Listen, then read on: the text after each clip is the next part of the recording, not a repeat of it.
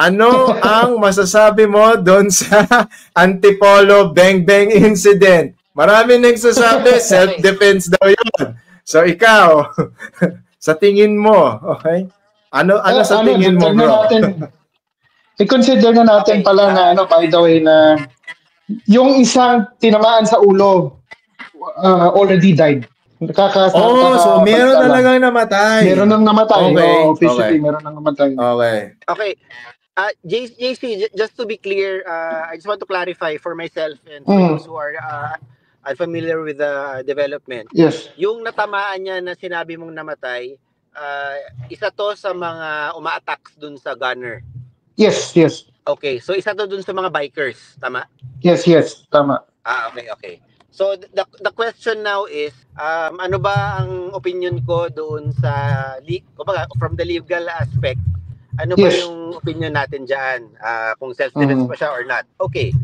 So mayroon akong disclaimer lang na I'm only giving this opinion based on the information that I know and available doon sa Facebook and yung kumakalat na videos. Kung meron man akong mga facts na hindi ko alam, hindi base dito yung opinion na yon, okay? Ang nakita kong video, number 1, merong nagkagit-gitan before sila pumara.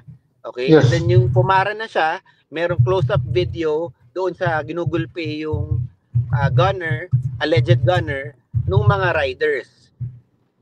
And then merong nag-zoom out na video na nakita na binaril na nung gunman allegedly yung mga riders. So far, yan lang ang tatlong videos na nakita ko. Alright? Yes. Ang question dito is, was it self-defense or not? Ang sagot ko, not really. Because ang elements kasi ng self-defense, para lang sa para plainly makwento ko lang. Elements ng self-defense, number 1, merong unlawful aggression. Merong taong may ginagawang illegal na aggressive towards you against your life, health, or limb. Parang ganyan, di ba?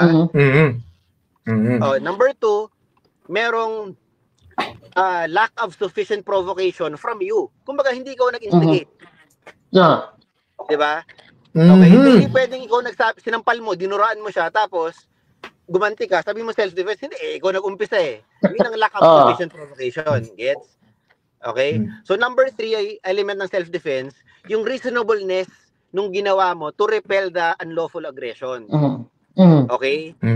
So, based on the available information, nung time na nilabas niya yung baril at pinutok niya, was there unlawful aggression? Okay, probably yes, because pinagtutulungan siya. So check tayo sa first element. Number 2, meron bang reasonable ba yung pagbaril niya doon to repel the unlawful aggression? At wala bang provocation from him para mangyari yun? Kasi ang question dito ng judge, teka lang, bumaba ka ba or were you dragged from your car? Kung bumaba ka intentionally, sabihin ng judge, you were looking for trouble and you know that you are possessed by a firearm during gun ban. Yun ang sasabihin ng judge. Hindi ako, judge. Okay? Gun ban nga pala ngayon kasi election. Gun ban yan, yes. Diba? Hanggang June. So, these are the questions na hindi na-post sa social media. Oo. So ngayon, you have to take note na alam mong illegal mag-possess at mag-carry during gun ban. That's minus point yan sa gunman. That's a fact. That's not my opinion, that's a fact.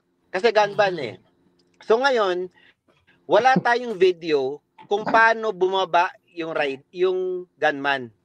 Which would indicate kung voluntarily siya bumaba or he was dragged pababa. Pero based on the video, nasa baba na yung pamilya niya Inaawat na siya Tapos nung binaril niya yung mga riders, wala namang bumunot ng baril sa kanila. Wala namang bumunot ng patalim sa kanila. So, yung dun sa reasonableness, I leave it to the audience and for you to decide, was the gunshot reasonable enough to repel the punches? If yes ang sagot mo, then it's self-defense. If no ang sagot mo, hindi enough yung self-defense. You get what I'm saying? So, pwede ba siyang sumakay lang sa kotse niya? He could have done that. Pero, kung nakikita nyo na pinagtutulungan ka na at bumunot ka ng baril, would it be reasonable to throw a warning shot? Probably. Pero in that position, would you? So yun yung mga questions eh. What would a reasonable mind do in that situation? Kasi in stress, iba-ibang expression natin eh. Iba-ibang answer natin sa stress eh. Based sa report, 8 bullet shells were found dun sa dun sa scene. Yung baril niya maliit eh, mukhang halos inubos niya yung bala ng baril. So parang medyo no standpoint ng observer, medyo sobra yata yun. If he just wanted to defend himself, warning shot or isa o dalawa, pero allegedly 8.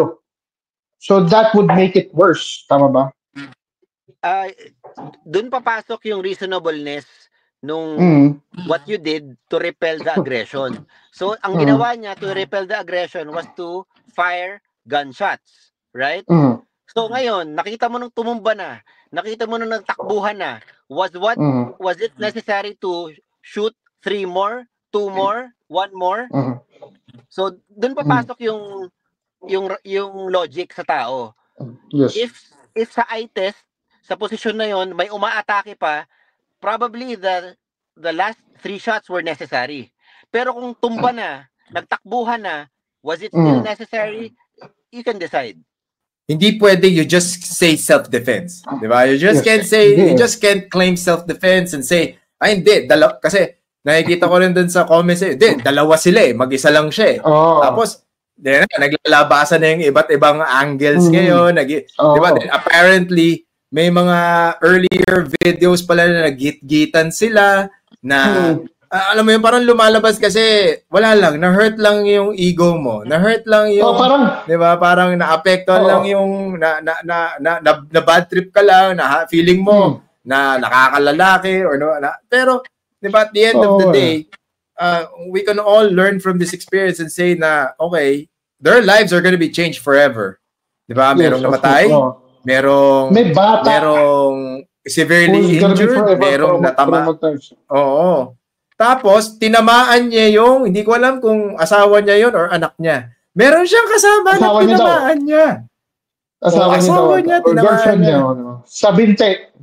So, isipin niyo na lang, it's very unfortunate. So, John, before we let you go, any final thoughts on what you can, like any final thoughts for whoever's watching and listening to this, na ano ba ang pwede, how do you approach these things? How can we make better decisions? Okay, so definitely ang masasabi ko sa, kumbaga parang PSA ito, public service announcement. Napag-usapan din namin tong issue na to kanina sa meeting namin sa law office namin. And na-realize namin very important yung malaman ng tao na you cannot gain anything from road rage. You cannot gain anything from parang yung moral victory na nakat mo siya. May moral victory ka na ikaw yung bumusina. Things like that. Parang wala ka namang medal na makukuha out of that eh. Diba? And hindi talaga siya worth it. Kung makikita mo, lahat ng road rage, hindi mo naman kilala yung mga yan eh. You wouldn't even meet them again. 90% of the time, hindi mo sila makikita ulit. So, why risk yung pinaghirapan mo, pinag-aralan mo, inipon mo, para lang sa napakawalang kwentang road rage. Diba? So, para sa'yo, bro, kung ikaw, you experience that, naro-road rage ka, pitik ka, kailangan mo i-examine yung sarili mo. Ganun ka ba ka-weak na magpapadala ka sa mga nakagita mo sa kali? Ganun ba ka-brittle yung spirit mo? Kung ganun ka-brittle yung spirit mo, bro, mag-therapy ka. Huwag ka mag-drive. Diba? Kung ganun lang ka babaw yung understanding mo sa buhay mo, sa importance ng family mo, mag-therapy ka. Kailangan mo yan. Huwag ka mag-drive. Kasi it's not worth it. Diba? And of course, wise words from Attorney John Yambao from PH Boxing Corner. John, thank you so much for your time. Hindi, okay lang yan. Kailangan yan. Okay. John, please, where can people find you for boxing content and kung meron silang gustong edemanda? Okay. So, ang na-realize ko dito, ang contribution ko na lang sa combat sports fans, kung meron kayong mga legal questions, legal concerns, whether it's about business or sa family nyo, feel free to message me sa PH Boxing Corner. It's on Instagram and Facebook. Message lang kayo doon. I'll try to respond as often as possible. Pero definitely open yung line ko. And then sa laban ni Charlie Suarez, I'll be there May 10th sa San Diego. So lahat ng events leading up to the fight, Wow. make Nice! make it a point na ma-document natin yan. Solid.